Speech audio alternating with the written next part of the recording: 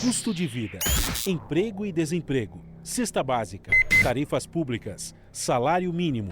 Agora, na Brasil Atual, a análise do DIEESE. E nós vamos conversar agora com o diretor técnico do DIEESE, Fausto Augusto Júnior. Bom dia, Fausto. Bom dia, Glauco. Bom dia a todos. Fausto, foi divulgada uma pesquisa feita pelo Banco Central que indica que o chamado mercado já aponta uma queda de 6% no PIB de 2020. Mas eu estava até consultando aqui outras fontes. Existem instituições aqui como o Deutsche Bank, que diz que vai cair 6,2%, BTG Pactual projeta 7% de queda, HSBC 7,3%. Quer dizer, essas entidades que trabalham no mercado estão muito pessimistas em relação ao PIB do Brasil.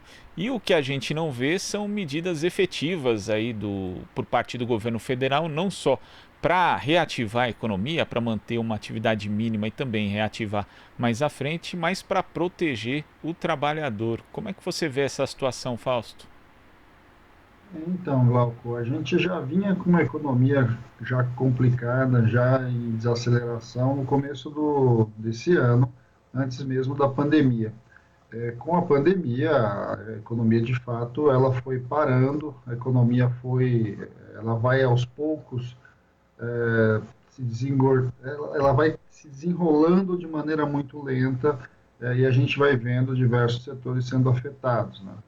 No começo, o Banco Central dizia que o Brasil não ia crescer, ia ficar alguma coisa perto de zero, depois foi assumindo que nós não teríamos algum tipo de recessão, e agora está muito claro que, na verdade, o que nós estamos tendo mesmo é um encolhimento da economia brasileira como um todo. Então, o que o mercado financeiro está indicando, aí o chamado mercado está indicando, é uma perda bem considerável, né? Você pensar em 6 pontos.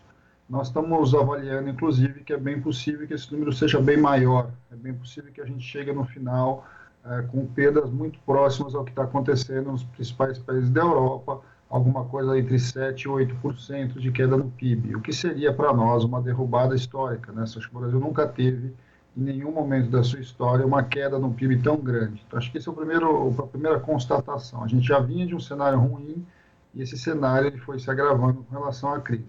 Agora, não é só a pandemia que leva também esse processo, é também a forma como nós estamos enfrentando a pandemia e muita dificuldade, de fato, dos agentes econômicos entenderem para onde que vai o governo, quais são as suas ações efetivas e qual, de fato, é a coordenação que se tem em todo esse processo. Em economia, é fundamental a expectativa, a forma como os atores econômicos olham para o futuro e, a partir disso, tomam suas decisões.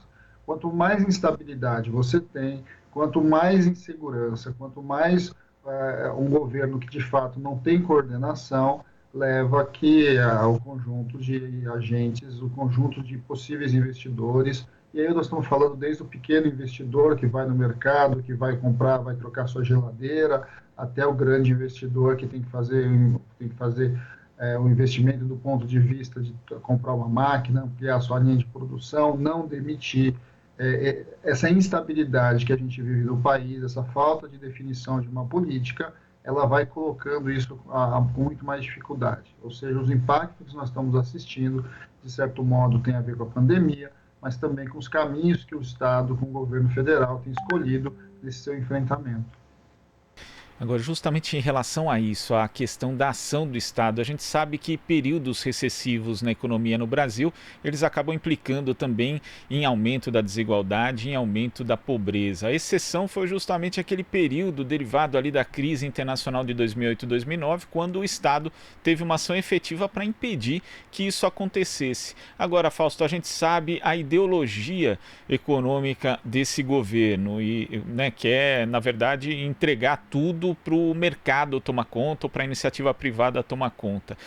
Diante dessa perspectiva de uma recessão tão grande, né, de uma queda que pode chegar até 10% do PIB, como que a sociedade, como que o Congresso Nacional e os outros poderes têm que se mobilizar para justamente impedir que o país, um dos países mais desiguais do mundo, fique ainda mais desigual?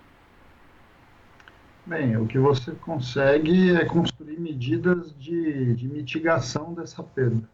Nós temos que entender que a taxa de desemprego vai subir muito, é inevitável, na verdade ela já está subindo, as pessoas já estão perdendo seu emprego. A perda da renda é algo que vem acontecendo cotidianamente, então um conjunto grande de trabalhadores, quase metade dos trabalhadores está tendo redução da sua renda em geral. A gente espera olhar para esse cenário até o final do ano com uma diminuição crescente da possibilidade de compra dos trabalhadores em geral, e o aumento, sim, da desigualdade. É fundamental que a gente olhe para esse momento com ações efetivas. Nós estamos aí há um mês da última parcela do abono emergencial, que foi uma decisão do Congresso. O abono emergencial é uma dessas ferramentas que você mitiga muito das perdas. A questão que você tem de liberação do seguro-desemprego, a questão que você tem de investimento em empréstimos para pequenas empresas, eu acho que é outra questão. As pequenas empresas são quem mais emprega nesse país e elas têm um papel fundamental e, neste momento, muito provavelmente as que mais vão quebrar, as que mais vão ter dificuldades. Essa precisam... A gente está tendo problema aqui com a transmissão do Fausto. Vamos tentar... Posso cair de novo. Voltamos. Fausto, voltamos. Eu só queria que você repetisse esse último trecho, né, porque oscilou um pouco a internet. Oscilou a internet. Então, é preciso que o Estado se coloque ao lado, em especial, dos menores, né, dos pequenos. Nós estamos falando do conjunto dos trabalhadores, a partir de política ativa de renda, e aí a gente tem desde estados e municípios que têm que cumprir o seu papel, mas também, principalmente, o governo federal e o Congresso Nacional. E na outra ponta, a gente precisa levar crédito, levar capital de giro para as pequenas empresas, porque são as pequenas empresas que mais empregam nesse país. Então, quando a pequena empresa quebra, e é muito provável que isso aconteça nos próximos meses, você vai ter muito mais dificuldade, inclusive, para reativar essa economia que precisa ser ativada.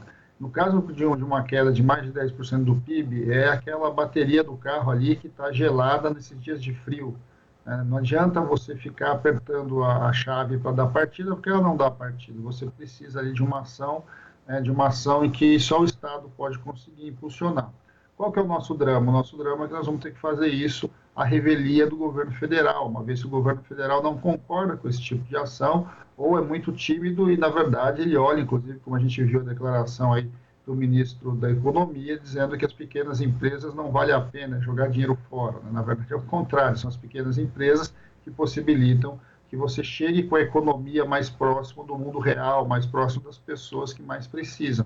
Este movimento, nós vamos ter que enfrentar ele no Congresso Nacional, e nós vamos ter que enfrentá-lo por meio de ações de estados e municípios. Eu acho que esse é um dos únicos caminhos que nós temos hoje, e uma pressão social junto ao governo federal, de modo que ele mude minimamente de posição a partir da força que a sociedade civil tem. A gente fez isso com relação ao abono emergencial, vai ter que continuar fazendo, e a gente espera que a gente minimamente consiga mitigar alguma coisa em relação às perdas.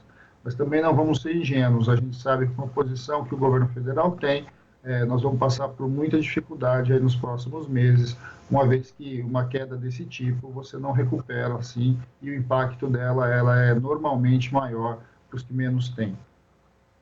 Infelizmente. Fausto, muito obrigado pela sua participação e até a próxima.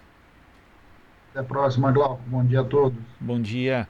Conversamos aqui com o diretor técnico do Diese, Fausto Augusto Júnior. Você está ouvindo Jornal Brasil Atual. As notícias que os outros não dão.